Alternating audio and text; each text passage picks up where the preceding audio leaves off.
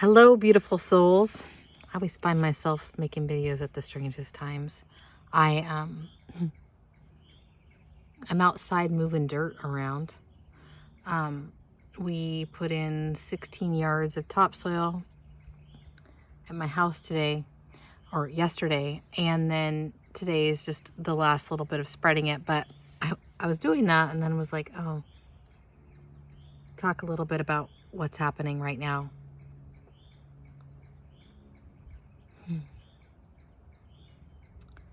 I have been very glad to have been outside the last 2 days. Oh, so what's interesting is that we are in this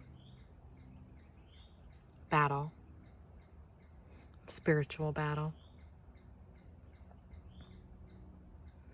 A lot of people are saying that it's over, the light has won.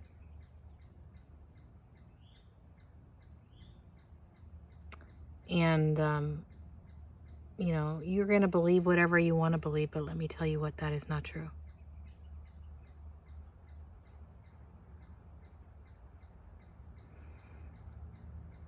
That message is being channeled intentionally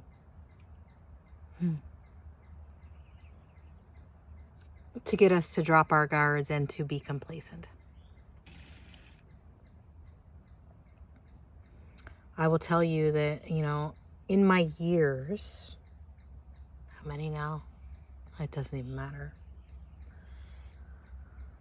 I've been under attack before, but this has been really interesting. But it's getting better now that I'm aware of it. And awareness is the first key to everything. So make sure you're doing energy hygiene. I said this the other day, I don't remember where I put it, but what's worked for us in the past is not really working for a lot of us anymore.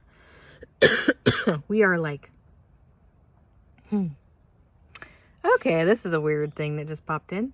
So we are like ants with the sun, and somebody is putting a microscope or a magnifying glass over us. Everything is intensifying. So, it's not even a thing of worry. It's just tune in deep within yourself about what you need to do energetically to take care of you. And you know what? If you feel like you are under attack, you probably are. If you feel like you have an attachment, guess what? You probably do. If you are watching a video of somebody that you have always loved to watch and that you always resonated with, and you're feeling like, oh, that feels kind of weird. Guess what? It feels weird. Don't try to rationalize it or talk yourself out of what it is you're feeling. What I've noticed, and this is among big, popular people with a lot of followers and a lot of love, people that I love, is that a lot of healers, energy workers, have been attacked in such a subtle way that a lot of them don't know it.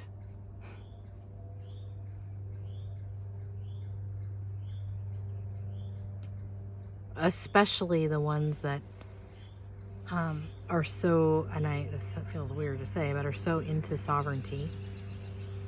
Or, you listen to them and they're all about ego and how they're helping the entire world. And don't get me wrong, we are each helping the world, but it is not exactly like that. We are individually pulling our own weight. And some of us do way more than others energetically. But my discernment is like way refined.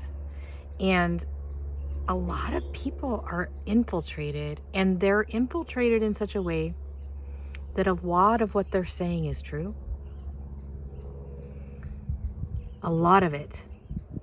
But there is this thread of untruth that is woven in, and it attaches you to energies that you don't fully understand that you're attached to.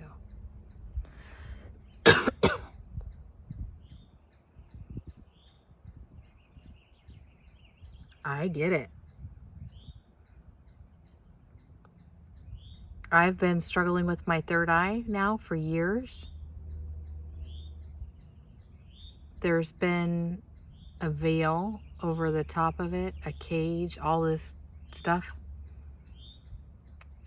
But I'm keep plugging away at it. The thing that's interesting about me is that the seeing aspect is not primary for me. When it comes online, which it does periodically, it's even more powerful. It adds to everything, but I don't need it because I have these knowings and these feelings that I have gotten really good at tuning into for myself. And basically, I'm working with my higher self. And so when my higher self is like, hey, yo, share that out. What just happened to you? Share that. Everybody needs to know what that is. That's what I do, is I share. I share for me outward. Because we are all part of the same.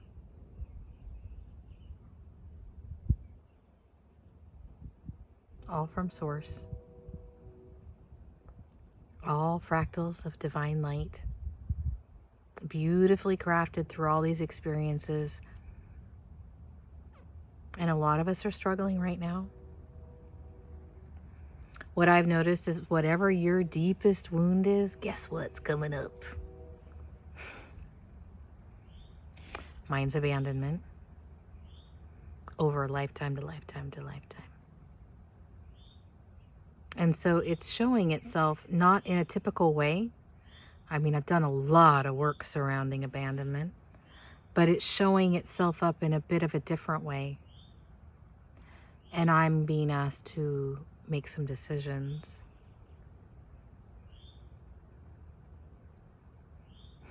About my worthiness. About what do I deserve in this life. So, I know I've been saying this for a while, but please take some time to figure out what you want.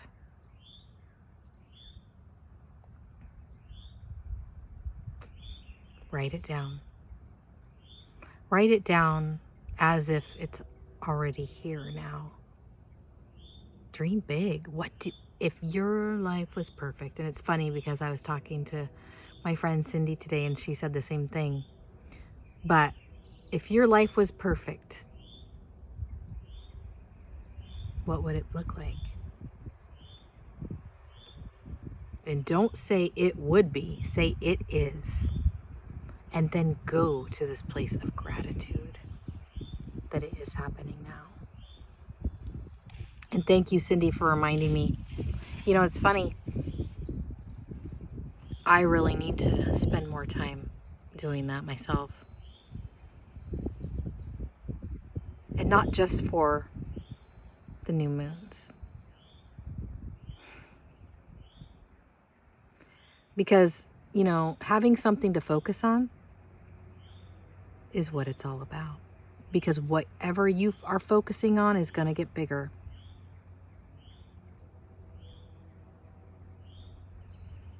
So, if you're like me and you've been having all of these negative thought forms come in about whether or not you're worthy, mostly not, whether you're really gifted, which I am,